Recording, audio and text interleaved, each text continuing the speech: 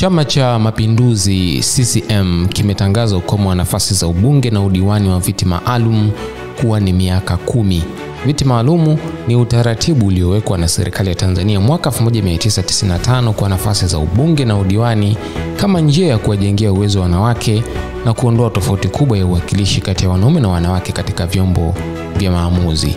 Taarifa ya CCM iliyotolewa leo Machi 11, 2025 imebainisha kuwa uamuzi huo umetokana na kikao maalumu cha halmashauri kuu ya CCM ya taifa kilichofanyika jana Machi 10 kikijadili ajenda mbalimbali ikiwemo ukomo wa wabunge, madiwani kupitia viti maalum. Nikinukuu sehemu ya taarifa hiyo inasomeka: kuweka ukomo wa vipindi viwili vya miaka 5 kwa nafasi za ubunge au uwakilishi na udiwani wa viti maalum wanawake. Ukomo huo utaanza kutumika katika uchaguzi mkuu wa mwaka 2030.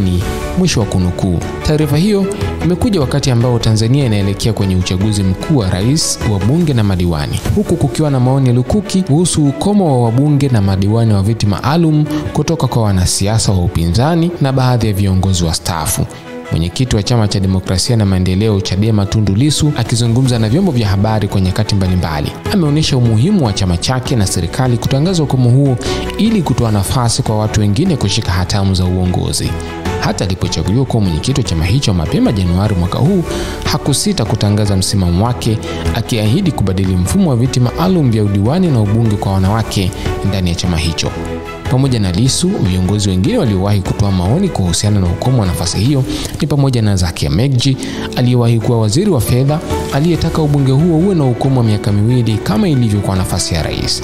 Megji alitoa maoni hayo alipokuwa akizungumza kwenye kongamano la wanawake na uongozi lililofanyika jijini Dar es Salaam Disemba 2024, akisema kuwa ukomo huo utapunguza upendeleo na viashiria vya rushwa.